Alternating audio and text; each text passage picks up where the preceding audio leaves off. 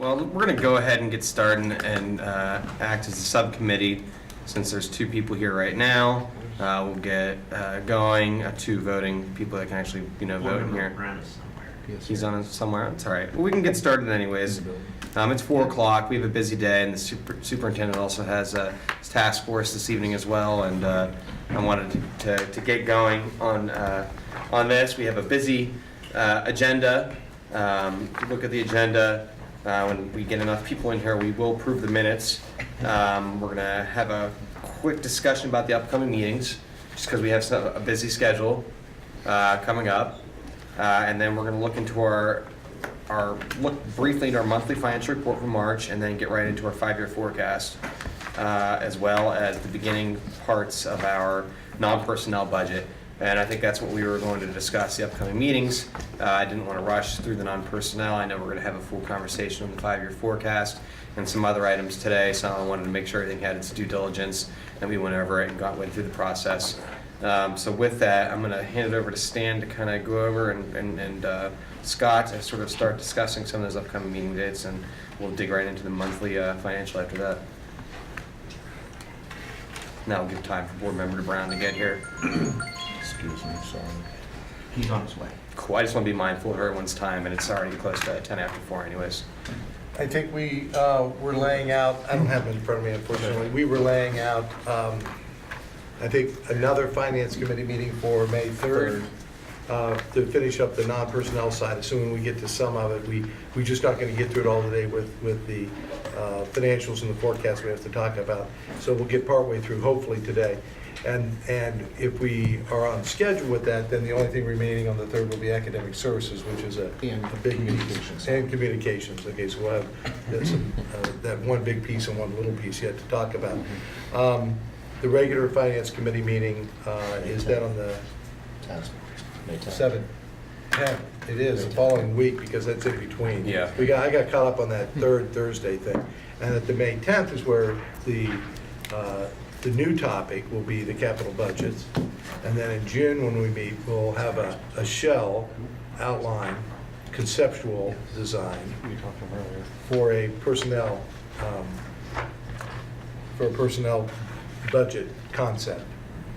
And then, just discuss timelines when we're looking in the future. What does that look like in future years? How should we do all this? We went kind of backwards due to budget cuts this time, so how should we approach this process?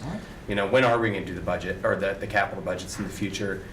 When should we be doing all of these? And maybe we should be having some internal conversations. I don't know. Should we be doing these earlier? You also have to think of, there's other sort of wrinkles with this process.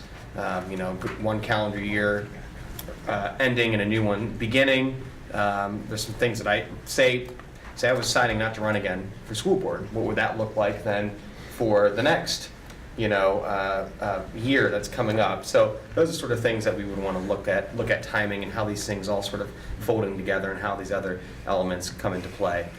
So I do want to have that discussion in June. Not saying anything. I'm just saying these are things that change up through the year, that you could have a break and change of things. And so that's why it's important to have these processes in place, so that when we are gone, we still have these processes for our budgets. And we'll have a non-personnel budget, a personnel budget, and various capital budgets. We've come a really long way on school finance and how this district looks at what we're doing in 1 year, what we're looking at in 5 years, and a little bit tonight what we're looking at in the next 10 years. So, yeah, you're going to get hopefully an introduction to an even more expansive view of financial planning. So, so thank you very much. Looking forward to it. We're all excited about it. I am just. But we're budget geeks, so that's the way it works. So you ready? Yep. So the monthly financial report for March. Good news, good news, good news, I think. Revenues have, on a year-to-date basis, returned back to favorable at about 3.8% over plan for the year. Expenditures continue to run under plan. Same percentage, the dollar amount's a little bit more, but the same percentage at about 2.7% under plan.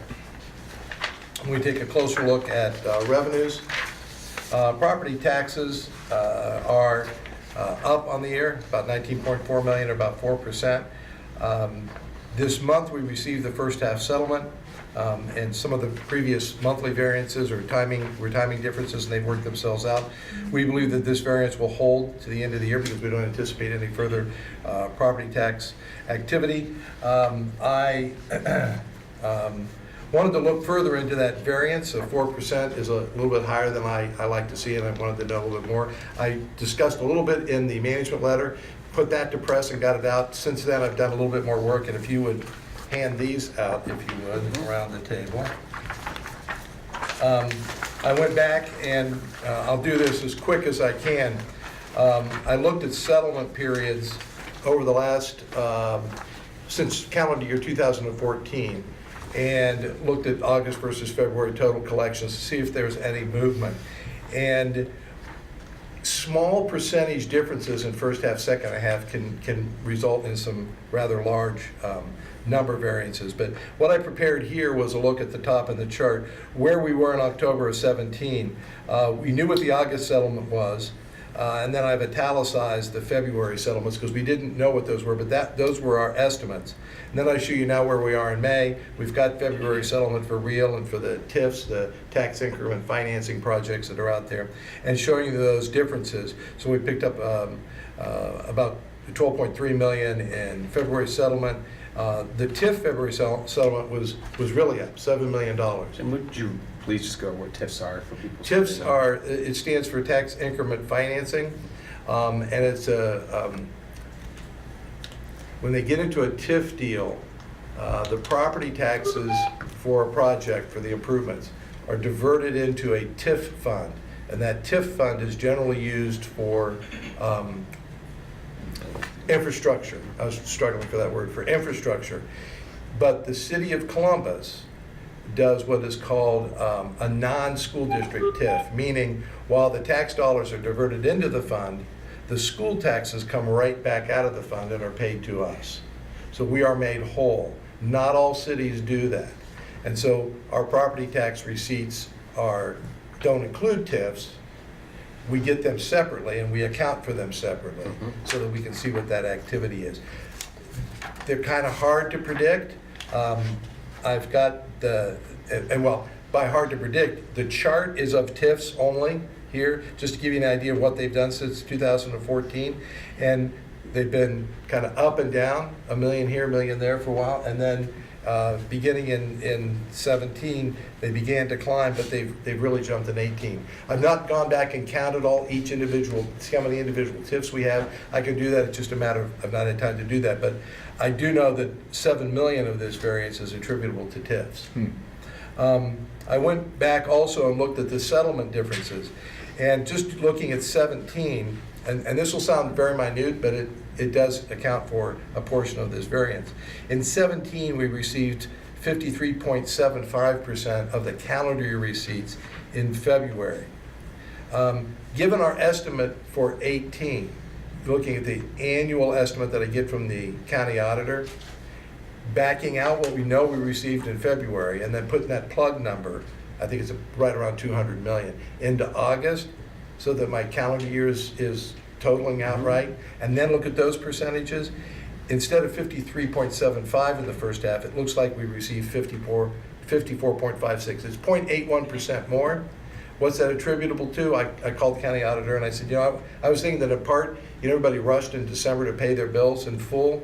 How widespread was that? What was the magnitude? But that's a behavioral thing that might account for some of this. We do get some differences over the years. I mean, it's ranged from a low of 53.3% to a high of 54.9% over the past 4 years. But that differential, having used 17 as a guide for what we get in 18, it looks like about 3.6 million, maybe a little bit more, was attributable to that difference in people paying, it coming in earlier than late. Now, if you keep your annual estimate the same as you thought it would be as you began the fiscal year, then you're in essence kind of robbing Peter to pay Paul. You've moved money out of the August settlement and into the February settlement. So fiscal year 19 might look low compared to fiscal year 18 because of that August to February shift, okay? And you'll see that in the forecast. It looks kind of flat from fiscal 18 to 19, and that's what this is for. But what I did on it, when you do, and I'll show you this, I've got a whole other presentation on how we look at property taxes. You first have to do annual estimates, divide them up to August and February, and then re-add them together for the fiscal year. So that percentage difference can play with your estimates on a fiscal year basis. So that was the explanation there. So if we take the 3.6 million out of the real estate settlement, it gets us down to about a 2% variance, which I'm much more comfortable with. Admittedly, it's $8.6 million, but it's still a more manageable variance. The jump in TIF, it was over 11%. We'll look at that a little bit further. But I did use this year's TIF collections, about 63 million, as the basis for the forecast. So that's up in the forecast. So I'm being a little bit more optimistic. Should stay there. But TIFs are like abatements. They run for a 10-year or a 15-year period. So some come on, some roll off. But I'm assuming that they will remain at this higher level in the forecast, and that accounts for some of the favorable results that we're seeing in the forecasting, improvement in the forecast. And none of this is attributable to timing. It is an immediate turnover on the TIF money that goes into the TIF fund and then comes out to us. Yes, there is timing in the sense that I believe we get the property tax settlement first and TIF comes in later, right? But not months later, or is it all in the same? It's all in the same. Okay, so they settle it out all in the same. So no, nothing like the city's hanging on to the money or anything. No, nothing like that. Okay? So that's where we are on property taxes. And I actually was going to pull that chart up. That's the chart we were referring to for those in the back. That's just a timing check. Okay. State aid, very much on plan this month, and the year-to-date variances remain relatively unchanged. We're within 0.6% of our year-to-date estimates, and we're running about $1.5 million over plan. When we look at what the state indicates in our calculation, it shows that we might be about 1.7 million less than planned. So my target is somewhere between, plus $1.5 million or minus $1.5 million. All of that's less than a % variance. So pretty much, very much on target there for the state revenues. The next lines, restricted federal grants, property tax allocation, no change from previous month. On all the revenues, the looming thing, although the year-to-date variance is now 7.8 million over plan, we anticipate 6.4 million in Medicaid in June, which came in pretty much in March. You see that bump there, so we won't see that kind of a large kick at the end of the year. So this line, we're anticipating to be above, but not nearly this amount. So some of that will work itself out. All other sources on the revenue side, no activity. For expenditures, personnel still running about 2% under plan, at 8 million under plan. Came in on target this month. That's probably more luck than anything else, but it came in on target this month.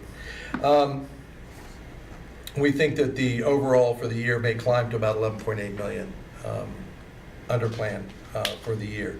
We also looked at the appropriation because in addition to having a plan, we also have an appropriation. So we sometimes have to amend the appropriation if it's going to run over. If it runs under, that's fine. And we looked at it and we don't see the need right now to have to make an adjustment in annual appropriations. But we get right down to the wire for that because you're looking at June, and I think June is a 3-pay month this year. So we've got to pay very late in the year that we're kind of managing that appropriation, but I think we'll have room. It should be okay. On purchase services, ran under plan for the month, favorable under plan by about 3 million. We anticipate for the year to be about 2.4 million under on purchase services.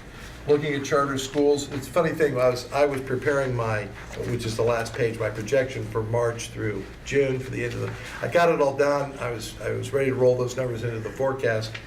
And Mike came in with the,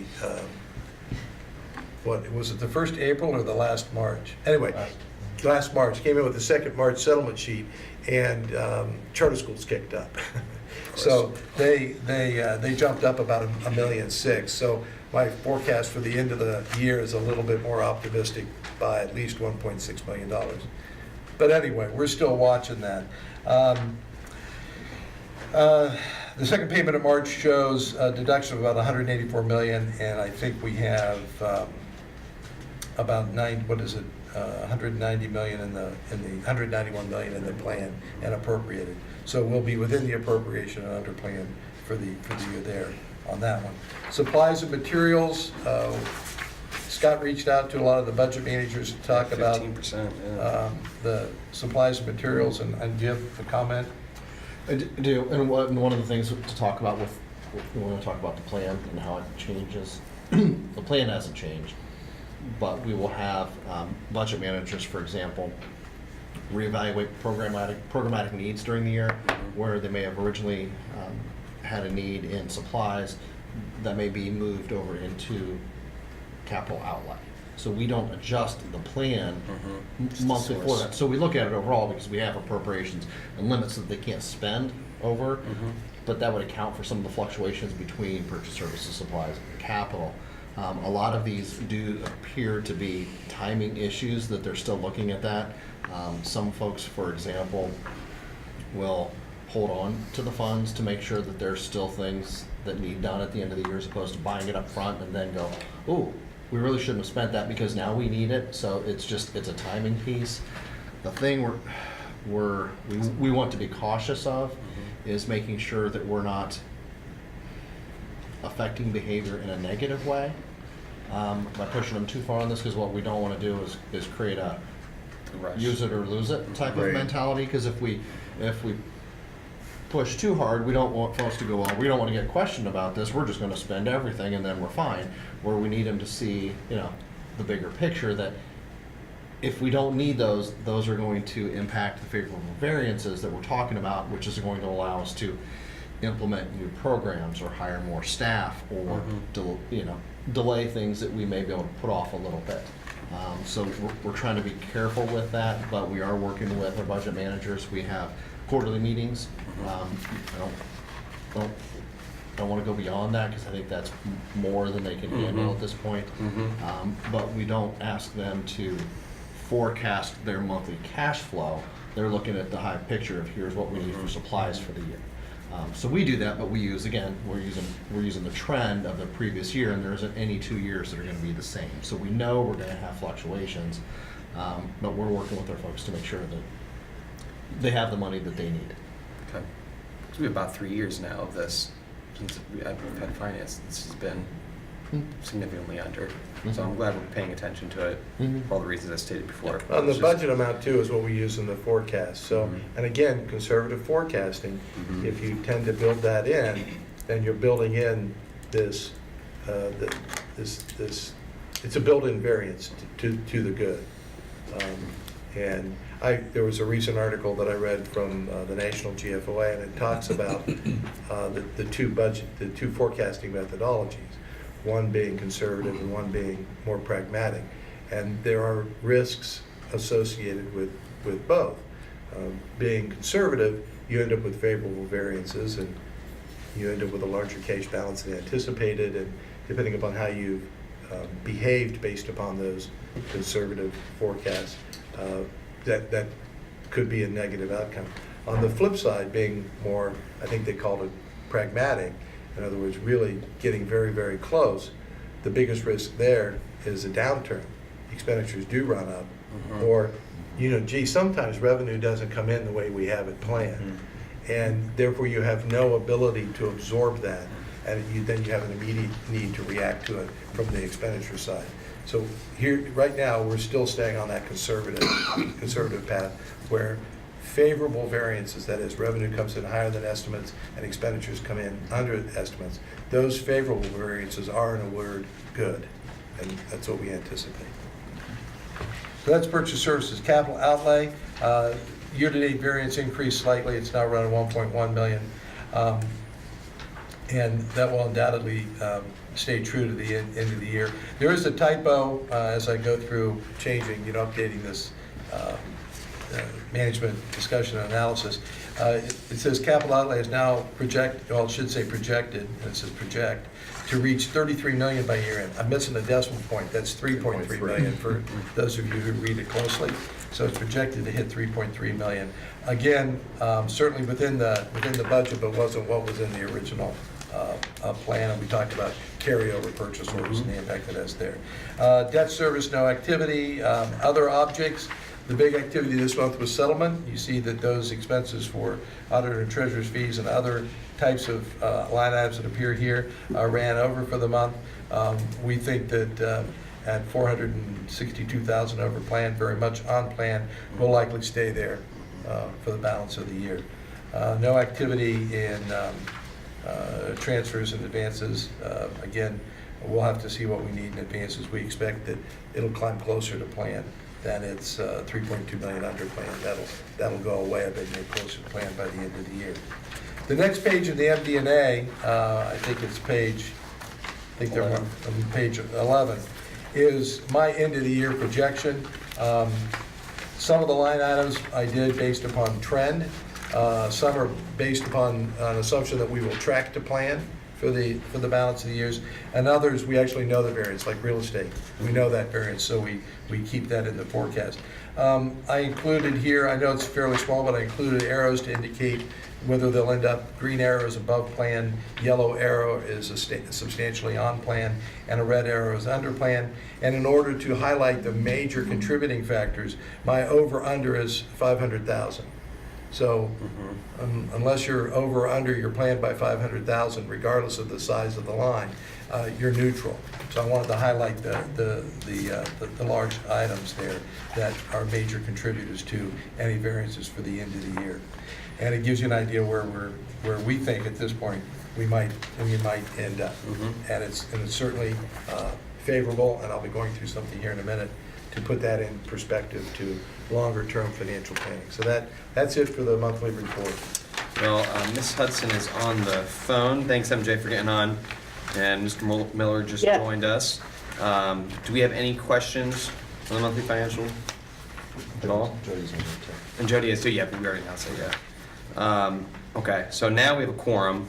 So, Treasurer Work, just want to call roll. Mr. Breddy. Here. Mr. Brown. Here. Ms. Sarandon is on the phone. Ms. Hudson's on the phone. Present. Mr. Jordan. Yes. And Mr. Miller. Here. So you have 4 members present for voting, and you have a quorum. All right, so now let's take a quick look at those meeting minutes from the last month. Get those approved and in the books. We have a motion to approve those minutes. Move. Second. All right, all those in favor, say aye. Aye. All those opposed? same Aye. sign. All right, minutes are approved. Treasurer Work, floor is yours again. All mine, huh? All yours. Okay, let me switch PowerPoints real quick.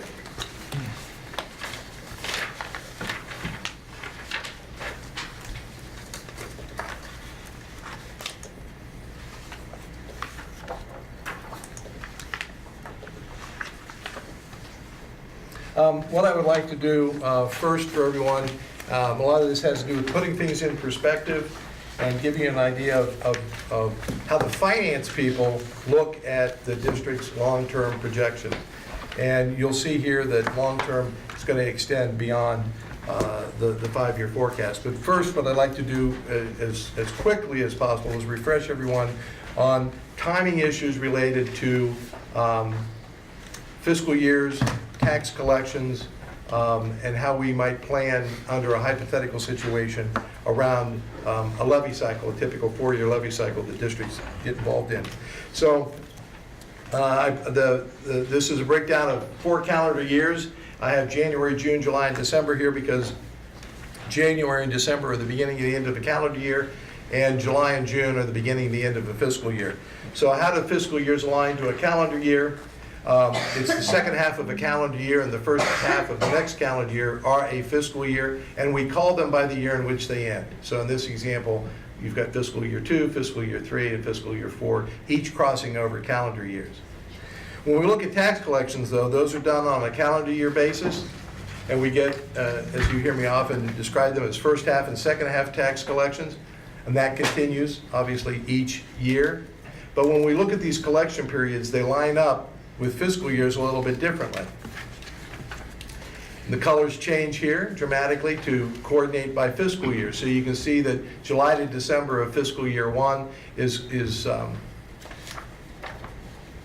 combined with January to June of fiscal year 2 to give you fiscal year 2 collections. And that really comes into play when we think about when you put a levy on the ballot and how those collections work. If you put any ballot issue up on year 1, it's typically in November, but if you put it up in year 1, you don't see those collections until the first half of year 2. So while it's in the same fiscal year, you see that you only get in fiscal year 2 one collection period.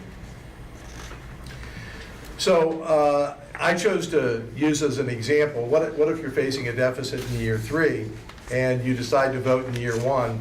How much time do you have, how many collections do you have to try and raise the funds to cover that deficit? Well, as I said, it doesn't start to collect until the first half of year 2, so you have 2 collections in year 2 and only 1 collection in year 3 to cover that. So you have 3 collection periods to cover that deficit. Now, as far as timing is concerned, what happens if you decide to move that issue 1 year and delay it? You've just lost 2 collection periods. So the amount of money that you were trying to raise in 3 periods, you now have to raise in 1.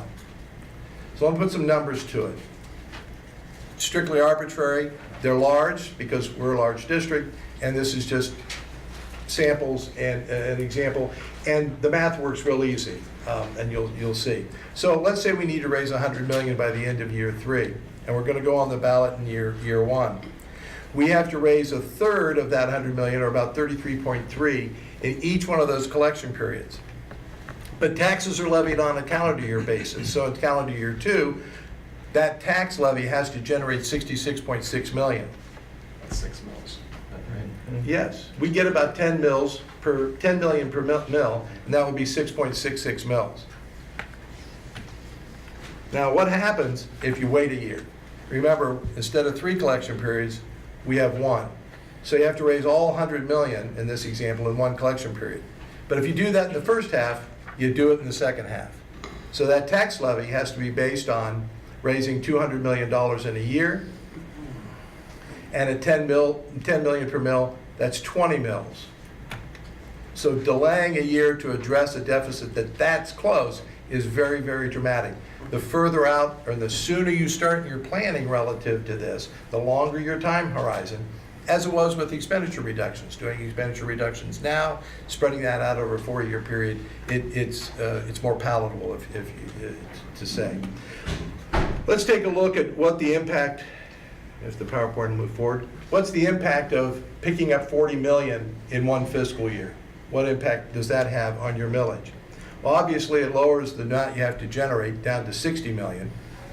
And now you've got 3 periods if you vote in year 1 to collect 60. 60 divided by 3 is 20. 2 collection periods of 20 is 40. Divided by 10, it drops to 4 mils. So you go from 6.6 to 4.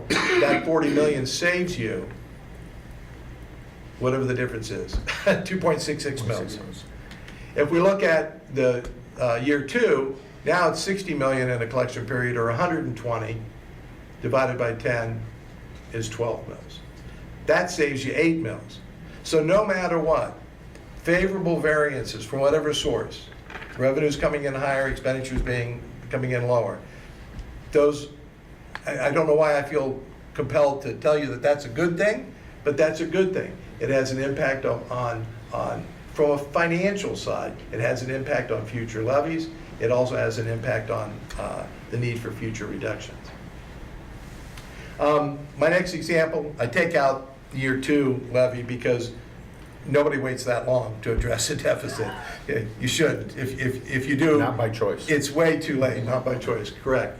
But how many, if you're on a typical 4-year cycle, how many years would that year 1 levy, how many fiscal years would that year 1 levy be intended to cover? Well, it's 4.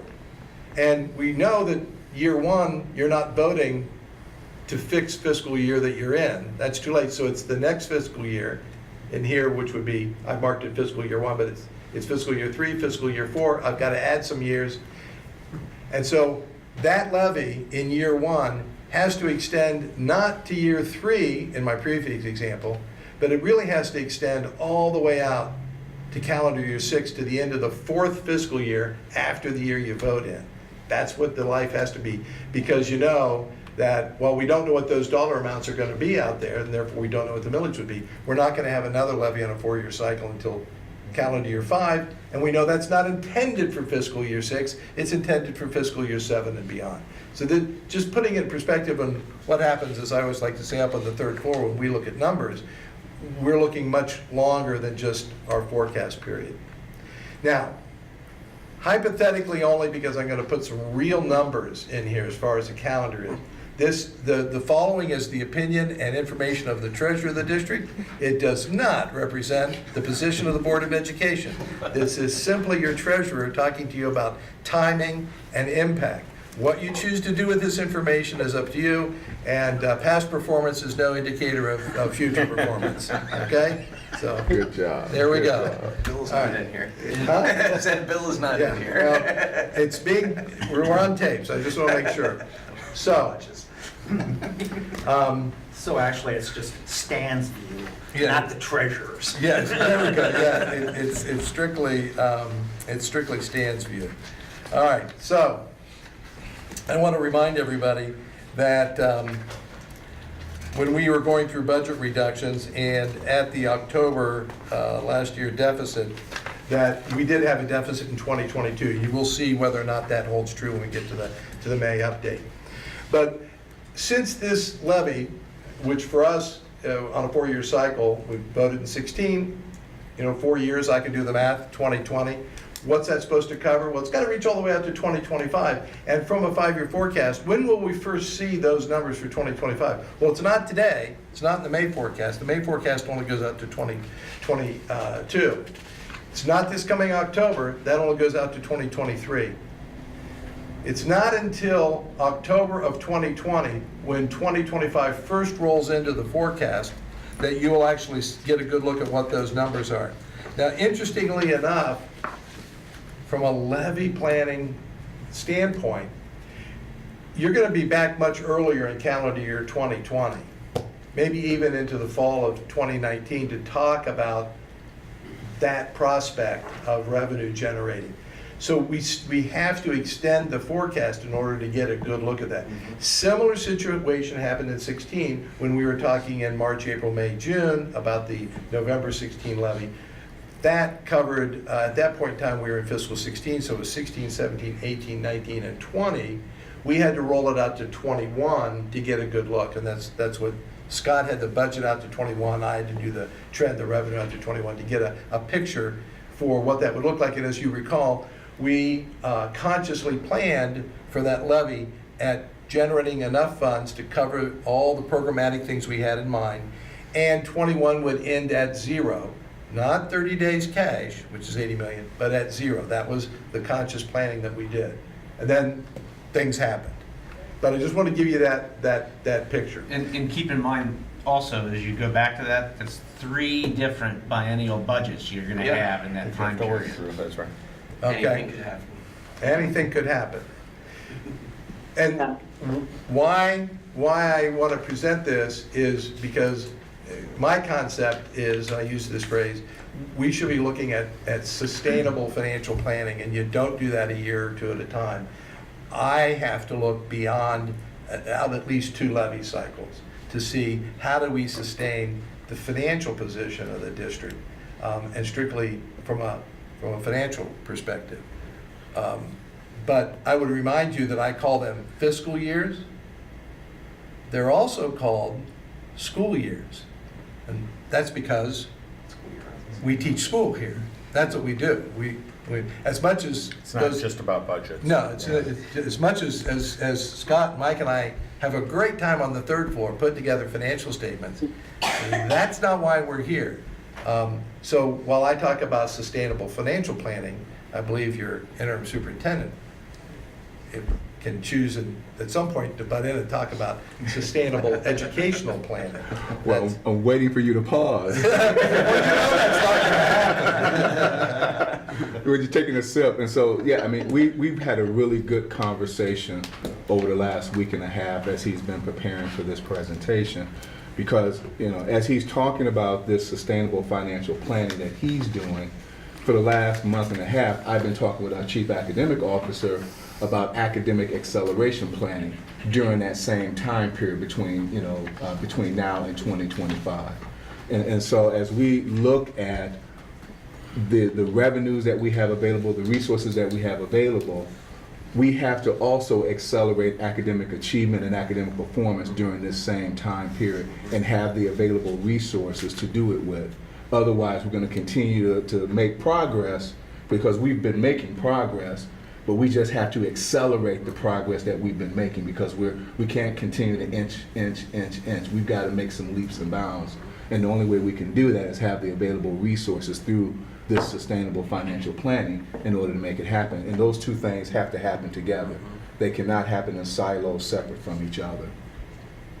Yeah, the past couple of weeks as a team of Dr. Stanford, me, Mike, Scott Barner, Eric, Maria, and others, it's been pretty. I'll say it, it's been pretty impressive to see that coalescing of the educational and financial side of things, that they have to be in concert with one another as we move forward, and the fact that we're looking out as long as we are, and considering the total look at, and this is just general fund, so we won't digress into all the other funds that are available to sustain the educational program. And that conversation is different here than it was for me in other districts. In other districts, some of that other fund conversation was important, kind of supplemental.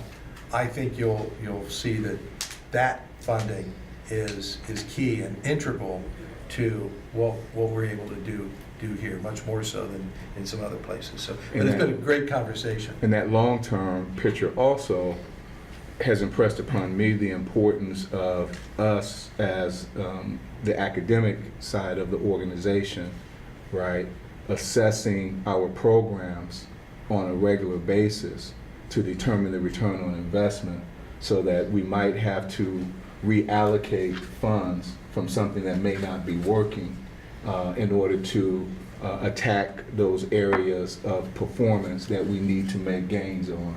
And so it really allows us to be more strategic in these conversations about what we invest in and how long we invest in them. No, and here's just, we talked about it briefly, and this is just hypothetical because you're stepping on a lot of different things' toes. Have we been looking at certain, services that we provide internally that we use, our GRF funds on? What other ways can we get other people to the table? And this isn't just one of those conversations that you have just 1 year. It's something that develops over long term. So whatever it is, that service, are we able to get someone else to pick up the tab, essentially, and sustain it, with our community partners? What sort of things could we possibly look at and do? And I'm not talking about privatization of services or anything like that before we go too far out, but it's just sort of that sort of thinking, you know what I mean? What else do we have? I know Nationwide does a lot of things already, and stuff like that is sort of where my mind is going. No, and yes, we do that, and we're going to continue to try and create those type of partnerships, but at least for me in this last week and a half, 2 weeks that we've been having this conversation, it's clear to me that we can't live off of those type of partnerships and arrangements. Yeah. We're going to have to figure out how we live off of the general fund and use those type of partnerships and federal funds to supplement, our core business. And again, that's if we want to accelerate academic performance. If we want to, piecemeal this all together, then we'll continue to inch, and do the best we can. But if we really want to attack academic performance, we've got to assess our programs, and where we're not getting that return on investment, reallocate those dollars. But then we've also got to have a solid general fund that we're living off Yeah. of, so that those other things are enhancements, not necessarily living off of it. Okay? So, kind of closing this conversation out, I believe, just these were kind of compilation of some thoughts, that our long-range financial planning must be driven by and strategically support the acceleration, and that word came up, and quite frankly, it's the first time I've ever really heard that used in terms of academic performance, which I think is both challenging and pretty exciting. We need to be conservative but reasonable. I want you to be mindful of the magnitude of the dollars that we're dealing with. Probably nobody has ever, I don't know about you, but I've never held $1 million in my hand, let alone 40. So it's kind of hard to conceptualize it, but with a budget and a district as large as ours, you get something that's less than 1% variance and $5 million moves one way or the other. Just trying to wrap your minds around the scope of that. Be conservative but reasonable. We need to look beyond the current 5-year forecast, which we're beginning to do. I think we need, from a financial planning standpoint, to be very mindful of the projected ending cash balance. I just read an article the other day that the GFOA is now recommending not 30 days, but 60 days ending cash balance as a target. And as I showed before, as you plan to those ending cash balances and build a balance, over time, it's more sustainable in terms of potentially less cuts, but more importantly, once you get there and you can sustain it, then to keep yourself there, it helps lower that millage amount and the burden on taxpayers. And that's why I said anticipate future levy needs. So, because we're having a favorable increase in cash balance this year, I just wanted to highlight that increases in cash balance resulting from favorable variances, wherever they come from, are, in a word, good. We should be excited about that. We anticipate them because we've always talked about being conservative. They are, in fact, needed in our forecast because it does help reduce future rental requests and help avoid future budget reduction. So that's just a perspective of school finance and a long-term timing perspective, levies, collections, things like that, and impact of the magnitude of what we're dealing here with. Let's switch over to now we're ready to go on to the... Well, hey, Stan? Yes. Stan, it's Mary Jo. I just want to flag, and it's a fantastic analysis, and I just want to flag that it doesn't, in addition to doing what we do as best as that we can do it also, we have to do it in something, and so there's the facility side, and I think for too long in the past, we robbed Peter to pay Paul, and we didn't manage the capital side well, and so we're in this horrible hole, and so it emphasizes the need for the facilities committee, the facilities task force, but also to make some super hard decisions so that we really reduce our facility spend, and we take care of what we've got better. Yeah, and that's a really good point, MJ. And just for the audience here, we do have our task force to look at our fleet of buildings and what the future of those buildings look like. And this isn't about rebuilding things right now. This is about cutting the fat where it can be cut, essentially. And it does a few things, I think, in my opinion. First, all of our kids should have equitable buildings. That's the main thing. And the second thing is when you have buildings that aren't full, you're spending a lot of money on them, and that's not okay to anybody. And third, it actually does help out. Not that it doesn't fix everything by any means, but it does help our current and future budget projection. And when we do go to the levy, because we're going to have to go to the levy at some point, this says, look, we've done our due diligence in what we have right now. We've been smart about not only on the programmatic end, but on our facilities end. We cut loose what we didn't need. We sold things. We consolidated. And this is what we need money for to rebuild and to renovate and to make world-class education centers for all of our kids. It'll make all that a whole bunch easier. Sorry. Consolidating actually provides some opportunities to improve on the academic programming, some additional flexibility. We've got the spaces filled and more students to work with. You can offer a course that you might not otherwise be able to offer, and do a lot of other good things. So there's a lot of opportunity. Yeah, I mean, our classrooms are based on the number of students that are in those classrooms. And so if you want to offer a class and you only have 5 students that want to sign up for the class, there's no way we can make that, efficient and economical for us to do on a wide scale. And MJ, just, I don't know when you got on exactly, we did briefly look ahead at the future meetings, and our team, the internal team has been working really hard, led by Mr. Oldham, working on those capital budgets that we'll be seeing at the May meeting. So that's also happening as well. Okay, on to the 5-year forecast. This is the May forecast, May 2018 forecast. It's actually an update to the October 2017, because the fiscal years involved in this are the same as they were back in October, and we just take the best information we have now, plug it in, and adjust the out years and see what the forecast looks like right now. As I mentioned earlier, for some reason I had time to read, and I read one article on improving the effectiveness of your forecast, and the very first thing I ran into is this quote from a Nobel Prize winning physicist that said, "Forecasting is very difficult, especially if it's about the future." Many of my cohorts begin their 5-year forecast presentations with a statement something like, "The only thing I can tell you for sure about this forecast is that the numbers will be different." So with that said, the first few slides I'll kind of fly through. They're typical ones that I include for informational purposes about the legal requirement of when and why we do up 5-year forecasts. ODE does provide a very nice document on, in essence, how to read a 5-year forecast, and understanding that it is a snapshot in time, and that it's more likely that the projections will deviate from actual the further you go out.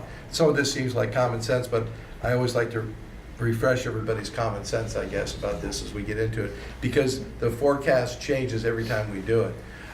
There are a variety of events out there that are out of our control that will impact us, but it does cause us, as it did this time, and especially since we're taking an extended look. You'll see I refer to data here as actual, forecasted, and then extended, so that you know what's in the forecast versus what we just trend out. The only basis for that is, in essence, a linear trend, if you will.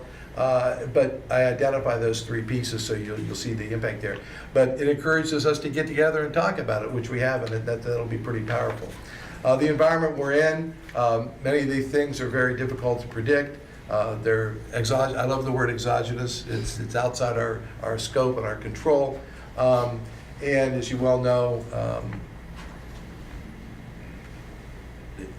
all the I couldn't read it. That's okay. Sorry. I don't remember what I wrote. The uncertainties out there in the future contribute to us having variances. And again, this is our painting of the future based on our snapshot today, and it will change. So I always like to back up to where we were and how we got to where we are today, what's happened, where we were in October of 17. At that point in time, we were finishing, or getting close to finishing, the first calendar year of additional tax revenue from the new 5.58 mil operating levy that was approved the previous year in November of 16. In October, there were in the first year of the biennium, and had learned, much to our dismay, that the cap was set at plus 4%. And we have assumed that throughout all the years of the forecast, and in fact going forward on my extended basis. So just keep that in mind. I do not necessarily note that on all the charts going forward, but know full well that 4% is the assumption of the growth. I'm checking with some of my cohorts so far. I've got a sample size of 1, and their assumption is 3%. So I'm sure that will be a topic of discussion, perhaps maybe the primary topic as to what you want to include in this May forecast. And also back in October, we obviously included the additional personnel that was funded by the November 16 levy. So back then, the picture looked like this. It covered fiscal year 18, 19, 20, 21, and 22. You can see I added the 30-day cash line there, which approximates about $80 million. It does vary, obviously, as your expenditures increase, but for sake of illustration, I draw a straight line. At that point in time, we projected a deficit of $224 million, and that was the deficit in the forecast that precipitated all of our conversations about using budget reductions as a partial fix or a partial addressing this deficit. Now, this graph looks a little bit funky because, or it should, it looks a little short. And that's because, although I don't present it, again, those of us on the third floor tend to look longer. And back then, we knew full well that using these trends, the picture would be completely, very, very different. And that's what the next slide is. And just trending that out, you can see the red line ending cash balance continues to decline. Now, while we look at that 2025 balance, because that's what, remember the 4-year levy cycle, that's kind of what we have to address potentially. I didn't put a number here because I don't want you to focus on that number, because that number is not going to be the number. We're already doing things to change that number. The point being, all I need to know is direction and magnitude. It's bigger and more, more negative. That's all I need to know from a planning standpoint. And keep in mind that my target isn't that. It should be the 30-day cash. What did we do since October? We went through the budget reductions. About $18.4 million that carries forward each of the next 4 years in the forecast. Part personnel, part non-personnel. We've updated the forecast to include my projections for the end of fiscal 18, and they have served as the basis for projecting out into the future. Hopefully that remains to be conservative, but like the 20 million favorable variance of property taxes does drive an increase in property taxes out into the future. What I assumed about TIFs to continue at about 63 million a year and grow slightly over the future. That is more than what we had in the October forecast. So I used most current data to influence those revenue projections. On the expenditure side, perhaps a little more. I hate to use the word precise, but a little bit more precise. We did look position by position. You saw that. You heard those conversations. And we did take those budget reductions and very simply subtracted them off the October forecast. If we said we're going to take 5.3 million out, that was simple enough to take that out there. Again, I do it at the aggregate level. We didn't do it line by line. But that's how those are the changes up through April. So what does the May 2018 5-year forecast? And I'll walk you through the major lines here. On the revenue side, this is what property tax looks like. In gray, you'll see the first 3 years are actual. In blue is the property tax forecast, and then out there in, I guess it's more of a red or an orange, you see the property tax extended, which is simply trended. The trend lines on all of these graphs are based upon the 5 years of the forecast, 18 through 22, not the entire data. So you can see what did that trend line look like going out into the future, but also it goes backwards. So you can see that here, the trend line for property taxes is above what our history was. Well, why? Well, here in 17, or if my pointer will work, in 17 you'll see a bump, and that's the first collection on the new levy, and 2018 is the second collection. And then we basically, that looks very flat because it is very flat. We don't get much bump along the way. I think in reappraisal this year, the average tax bill in the county, although the property values went up, I heard 14 or 17%, but the average tax bill went up around 2 to 2.5%. So that's the kind of increase. In the off years, you don't see that. So I believe I've got like a 1% growth on out to be conservative. When we look at state revenue, again, 4% growth. Kind of a boring graph, but you can see it just lies on the trend line. And then the property tax allocation, this is homestead rollback, which applies to all the levies except for the last one that we passed. And on this line, we also include the state reimbursement for the loss in personal property tax, and that's phased out, as you can see here in 18-19. Then we pretty much, I don't trend it, I flatten it out, because that should flatten out at just being the true state property tax reimbursement on the levies prior to the last one. All other revenues, this includes things like investment income, win-win payments that are dropping off, tuition, and pilot payments, payment in lieu of taxes, all of which are pretty difficult to forecast. And just magnitude of scale, notice that we're dealing with tens, fives, and tens of millions of dollars in this category versus hundreds of millions in the others. So while this is trending down, The ones that I know that are going down, I trended pilots down, and I trended investment earnings down. The tuition I trended flat, and Medicaid I trended flat. So that's how that looks out into the future. Total revenues then, that's the picture, $922 million in 2018, and by 2022, it's $979 million. But you can see it's a simple trend in this forecast. On the expenditure side, this is really as exciting a graph as I've got, I think, because it's noteworthy. Look at the trend line back into 15 and 16 and 17. Notice that the new trend line is a direct shift in a curve. We didn't change the slope or the acceleration in the curve. We actually shifted the curve. So that 15 million in reductions, quite frankly, because of the calculation, we estimated once I plug it in, it ends up being, we got more bang for the buck through those personnel reductions, had a bigger impact on the forecast than just the 15. It shifted the line. This is significant. We actually changed the base for which we're operating from on the expenditure side from personnel. That's a very dramatic move. I was impressed that I knew mathematically it would come out that way. I didn't realize visually it would jump out that way. Non-personnel, obviously a much smaller, what was it, a little over 5 million in reductions. But you can see too that line, if you would trend it backwards, is less. So we've slowed that down and done a shift, but a much smaller shift in that line. Again, following trend out.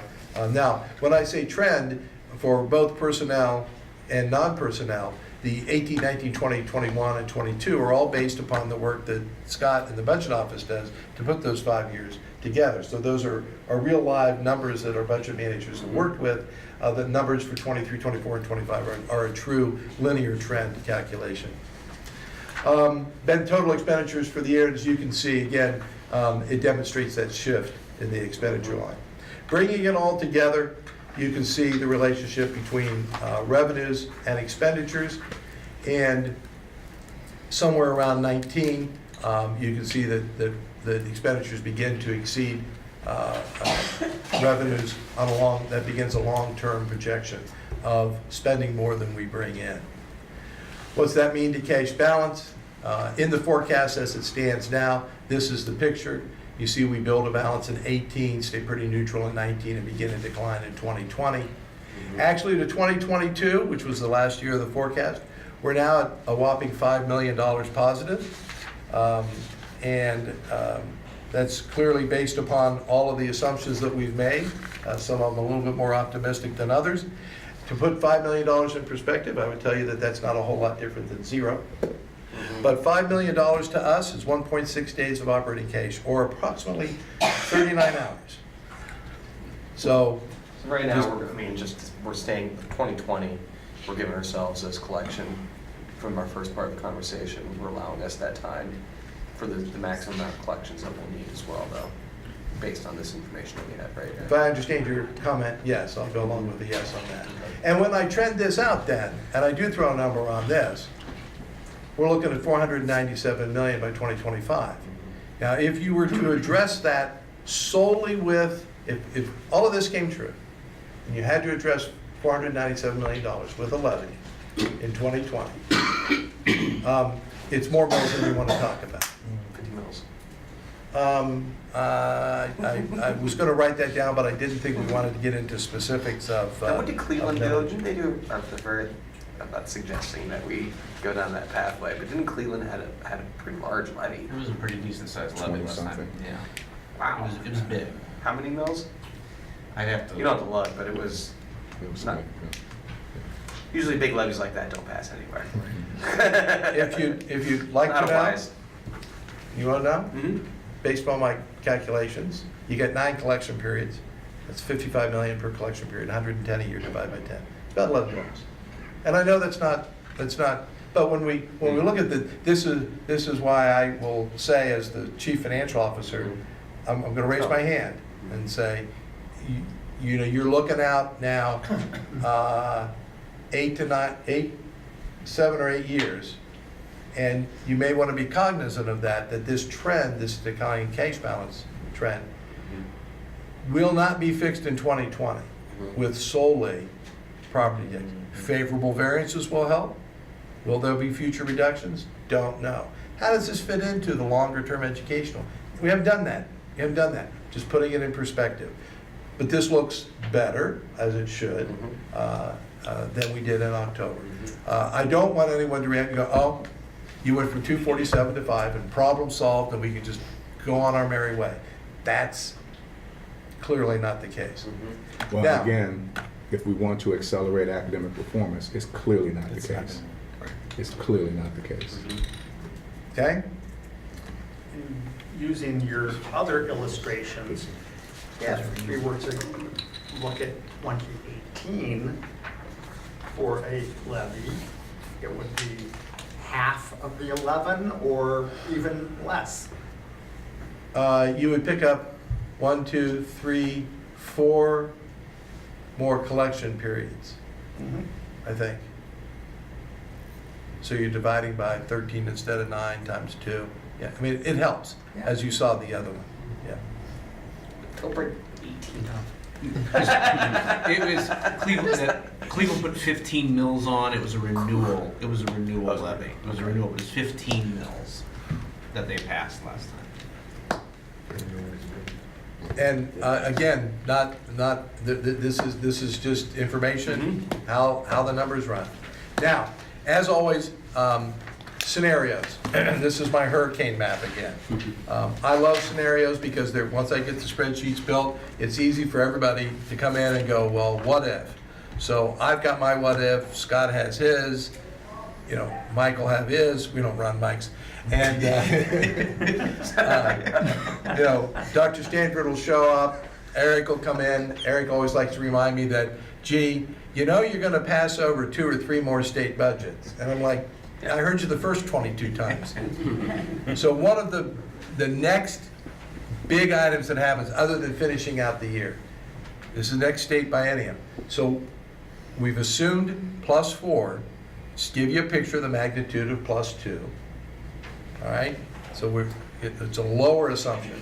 So here we are with state revenue at 4%. Here's what it looks like when you lower it to 2. Okay. Here's cash balances when you're at +4%. And here's where you are at +2. Costs you about $150 million out to 2025.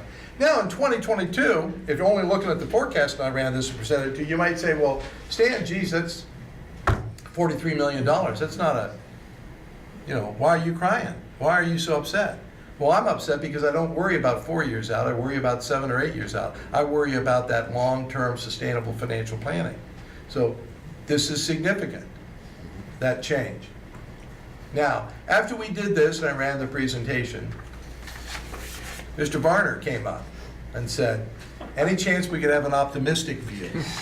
And I said, well, huh? The Cordray model. The Cordray model. Couldn't we have a more optimistic view? And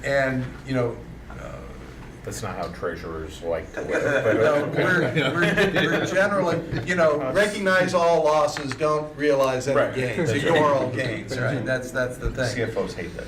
Yeah. So, in deference to that argument, let's look at +6. But you plugged that in on 19 though, right? Because Yeah. we would hold tight.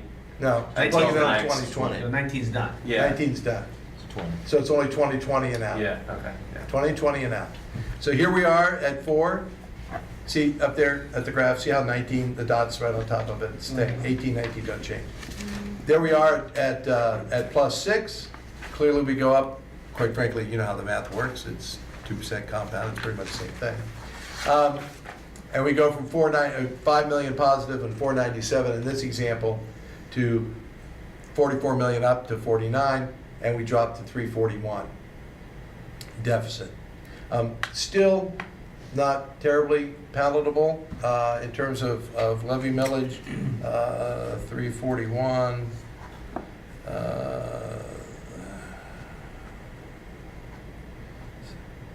It's still up there, closer to 8 mils. But it helps. But it still doesn't make that terribly palatable. I've not been given a millage limit by the board. I can only go by my experience and conversation amongst a lot of people around the state and my conversation from the last levy, and I'm not sure that 8 mills works. But anyway, it's still, that's how that gets addressed. But again, favorable variances, if the state would come through. And I did not run one if the state would fully fund the formula. Oh, that's, please. Okay. Let's not do that. See, now I'm being That's- I'm being that's fiction. I'm being fictional. Okay, Yeah. we'll go with that. But you can imagine what that would do, because that, we're not talking about,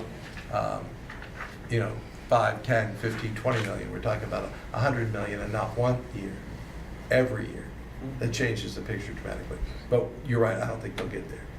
So this is my final graph here is kind of bringing my hurricane map all together to give you an idea of the range of possibilities, just with that one variable being changed by 2%, that this forecast, should you choose to modify any of the assumptions, and state revenue is one of them, should you choose to paint a different picture, this is how you do it. Change the assumption about state revenue going forward. Well, I think the big thing is, when we did our planning at 7.5%, it's my understanding that the state's tax receipts are still coming in at projected amounts. When did we start seeing those the budget footnotes changing that were indicating red flags on the state level that caused a reaction?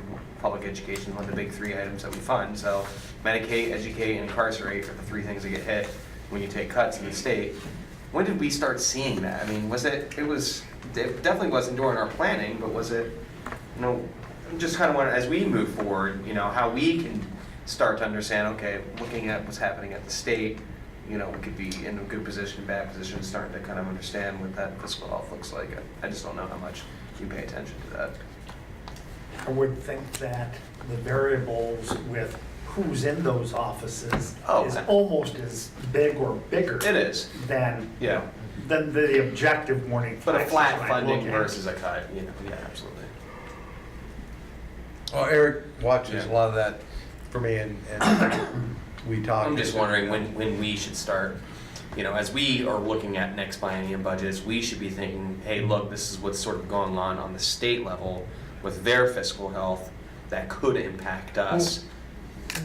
Was it in late 16 that the first rumblings came out about? Because I know I think it was. former city auditor Hugh Dorian came out and made a comment about the city's revenue. And I want to say that was, if it wasn't late 16, it was early 17, and it was in January of 17. Isn't that when the governor's budget proposal came out? That's when this, It would have been February of 17 that we would have seen the governor's Yeah. budget proposal. So So, when did we start seeing the real big dip though? It was income tax. The real big biggest difference in driver. income tax, I think, didn't start until maybe it was December of 16, but certainly Yeah. early 17 it started to get. Because I mean, That's already after we I just already put up filed. November 16's OBM report, and PIT was 9.5 million off of estimate. So from the November report. So I mean, that's not 9.5 million on billions of dollars is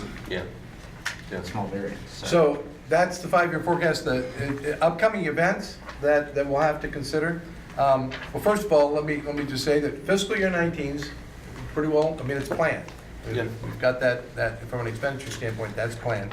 But we're gonna close out 18, see how our projections work. Those actual results will factor into the October forecast.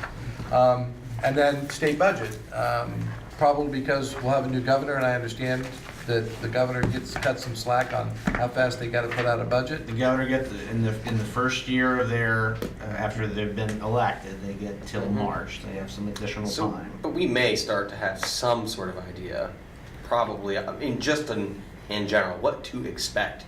What the state plans on doing is a large effect on what's gonna happen to us.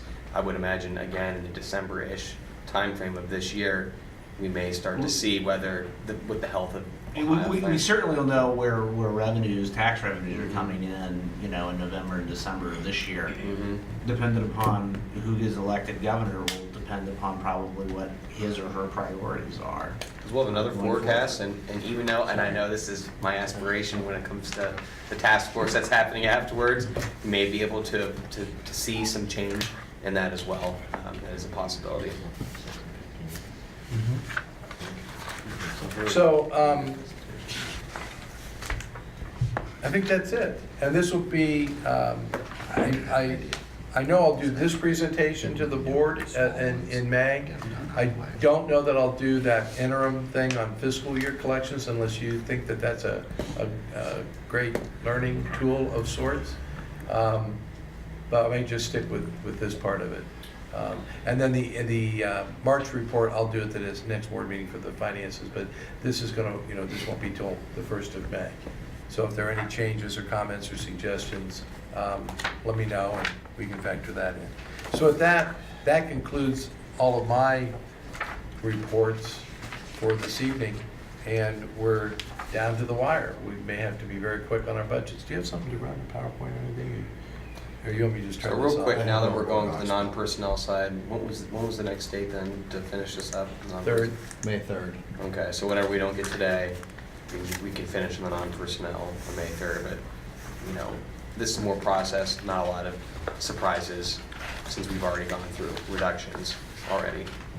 Yeah, and I guess I'll throw this out here as an idea, because I know academic services was scheduled for May 3rd, and I hate doing this, but I just want to talk through this real quick, because we've got 14 minutes.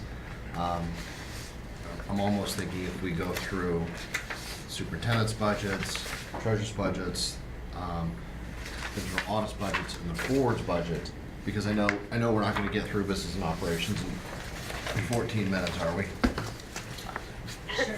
Honestly, no, I don't want to do that. I would rather take the time and go through the stuff that's easier today in the limited amount of time, and go through the things that we can ask more questions on, academics, business operations, at a full meeting. Okay. So then we'll just plan on academic services, accountability, and business operations on May 3rd. So then we'll just go through the smaller And, communications. yeah. Communications, okay. So what I'm gonna do is I'll go from the handout here, Sure. since we're moving around a little bit, if that's okay. Sure. Did you want to go through the beginning slides maybe, or? Yeah, yeah, we can do that. We're just gonna improvise here just a little bit. Sure. Obviously, with this budget, it's all focused on the things that we talked about as continuation of the levy promises from November of 16 that we're preparing, we're protecting, we're providing. These budget requests are aligned to the 3 district goals, because obviously from financial perspective, if they're not aligned to the goals, then why are we doing it? But it's the academic piece. When we go through this, we review current programs, we're identifying places to enhance, to accelerate, things that we can eliminate or reduce. So we're going through that on an annual basis. We're, as I said, aligning them, we're prioritizing them, we're evaluating those for return on investment, the impact, the scalability, are these things that we can replicate throughout the district to get the biggest bang for our buck. We obviously take into account the additional fiscal impact on the district finances, because we know that when we look at this, there's only so much money that we can spend. We can't spend more than we have in the bank. Excuse me, this is Jody. Are we on the non-personnel? Yes. Yes. And can you just say which page or? We're, I think he skimmed through the first 5 slides. yeah, and I'm then, going through this page. Thank you.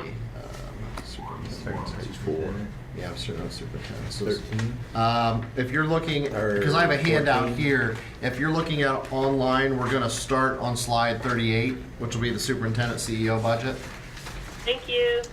And then obviously all this will. What page is that on? It's 13. It's gonna start on 13. 13, 14. I'm just talking through at the beginning piece of this, because obviously these budget requests become the basis for the expenditure portion of the 5-year forecast, which will then feed into the appropriations resolution that the board will approve in June. So we've got 3 documents that are all tied together.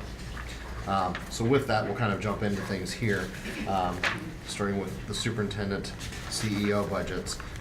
Under these, you will have 4 offices, and do you want me to just keep going through this? Just go, Okay. yeah. Just for time I can push through. So we have the superintendent's office, the communications office, legal services, and budget and financial management. As we mentioned, we'll come back on the 3rd to do the communication piece. All of these offices, you'll see in the next 5 years, we're going to continue to provide supplemental support for major district initiatives. We're going to deepen external relationships from the communication standpoint, provide legal advice and representation, both inside and external counsel, provide more proactive services for grants and performance management, and then continue with our budgeting model and looking for ways to enhance that each and every year. As we get into the specific OPUs, under the superintendent's office and OPU 902, what you'll see on each slide is a little bit of history. So you'll see the FY17 actual expenditure on the non-personnel side, the current FY18 budget, and then what the request is for FY19. So this format will follow every single OPU that we have, just so you can see that. That's 17, 18 actual. 17 is the actual. No, 18 17 is slash 18. Wouldn't that be? FY18 is 17. It's school year 17-18, yes. We did have a piece in here, the superintendent's budget was reduced by about $50,000. Yep.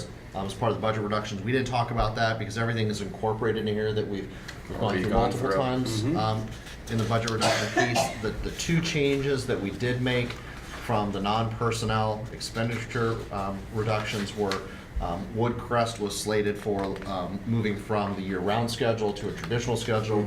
We're keeping it as is, so we're not going to move that. And we have put $330,000 back in the budget, and Maurice will talk about this on the 3rd, for the school resource officer program. So those dollars are back into the budget. So those are the only things we've taken off. Everything else that we propose from a reduction is still a reduction for next year. OPU 903, this is the comprehensive contract with the Educational Service Center of Central Ohio that we entered into, that these dollars are used to support a variety of district-wide initiatives that we review on an annual basis. We will skip over the communications piece here. Did I see Larry come in? Larry, do you want to talk about legal services real quick? Yeah. What you're seeing there is basically a continuation of last year's budget. Our contribution was to flat fund for the rest of the 5-year forecast period. While we're legal services, the majority of those expenditures go to insurance premiums and claims, settling claims, defending against claims that we don't think are merited and so forth. Probably over 60% of those dollars go to that function. We do have outside counsel predominantly in the tax protection area with revenue protection. We have to have appraisers now because of changes in case law that we used to be able to just have our lawyers go argue, but now they say if you're going to dispute someone's claim, you got to bring in your own appraiser. That's not cheap. We also pay for hearing officers, court reporters, and things for mandated hearings and so forth. So that's why that money goes for. It's inherently difficult to predict, but it can vary based on external factors that we have little control. And as we go through the series of questions, just chime in. We'll need the formalities. Okay. So that's my minute, 13-second. Thank you, Larry. I Review appreciate of that. I that. hope that's helpful. The next area are 3 OPUs under budget and financial management. The first one is state and federal programs. We've made a change. There were reductions in there that everything from an operations standpoint was removed, and that they're all specifically tied to state and or federal grants and allowable under those grants. So what we have in here is the continuation of a third-party contract for grant writing services. We looked at that, and it was on the table, but what we didn't want to do was eliminate a contract that we benefit from millions of dollars in additional grant revenue because of those services. So we would be making a really bad decision to do that. So we still have that in, and that is the request for FY19 and state federal programs. Non-public school support, this is the operations for a non-public department that is funded from the administrative fee of 4% on those dollars that we receive and are receipted into the general fund. So these are the dollars to support the operations of that office. The last one is 963, which is the budget office. The reduction here was we cut the budget in half. Doesn't generate a lot of savings on a $10,800 budget, but we cut everything. What do you do with that money? I'm just curious, like, what does $10,000 do? Professional development, Okay. and it's from organizations and meetings. I have to take him with me now. I still stand in Mike's pens. So with that, then you'll see a slide that summarizes this for all of those offices under the superintendent. And again, you'll see the FY17 actual, the 18 budget, and then the 19 request. With that, I will turn over to Stan to go through his OPU. In my area, the largest expenditures on an ongoing basis have to do with software maintenance and enhancements for the ERP system, Tyler system, affectionately known as Munis. And we are obviously a heavy user of that in terms of payroll and accounting. So we do fund those maintenance and upgrade types of things out of our office for that, which applies to us. The other really large item in the budget is county auditor and treasurer's fees and outside audit fees, so we pay those. Both of those are, they're have-tos, we don't really control those. And then we also run through here we have to do a transfer out of the general fund for the debt service on bus purchases. Our reductions were just aligning our budget to historical expenditure patterns. It wasn't a large amount, but it took some of that, favorable variance out of our budget. It wasn't real large. So spent 12.3 in 17. We have 13.9 budgeted this year, and 14.1 is our request for next year. That, I'll turn over to Carolyn.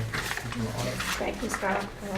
The Office of Internal Audit budget is basically for the running of the office. It's not a large budget, but we were able to cut around $5,000 from our use of a consultant to help us with the implementation of ACL, one of the software products that we use in the office. The slight increase that you will see is basically related to, we brought on another staff, and with staff, and there's CPEs, there's computers, and just the additional expense of having an additional person. So even though we did cut our budget by $5,000, there is a slight increase from 18 to 19, and that's basically the basis of it. And last but not least, Dr. Welch will talk about the Board of Education and Board Services budget. Thank you. We have two OPUs, 941, which is the Board of Education budget. As part of this, we have the, just as highlights, the elimination of funding for contracted food services, printing and binding, and facility rentals, and a major reduction in conferences and travel. I would like to note that there were some funds that still remain in this line in order to participate in the annual OSBA Capital Conference. If the whole board is signed up, we can send unlimited staff. I think my back of the envelope was about $80 for PD because of the number of staff we typically send. On an ROI, you're really hard to find professional development at that price. On the board services side, again, elimination of the printing and binding and facility rentals. Under the periodicals, we eliminated funding for a federal legislation tracking service. Been able to do a lot of good work just through free resources. I've been able to work and a lot of the work and relationships I've built at the Council of Great City Schools as well. That leaves just 2 minutes. Thank you. Well, That was quick. Low-hanging fruit, and that's okay. And that's why, I wanted to make sure that we gave this the right amount of time. So thank you, everyone, really. I really appreciate everyone. Maurice already rolled out. Sorry, he probably figured he was going to be up today. He's not, but thanks, everyone. I really appreciate it. Do we have any other questions right now that's non-personnel? And no? All right. Well, we already went through what it's looking like in the future. Again, just want to thank all the staff and everyone here for participating and all the hard work that you do. So with that, if there's nothing else, is there a motion to adjourn? So moved. All those in favor, say aye. Aye. All those opposed, same sign. Adjourned. Thank you.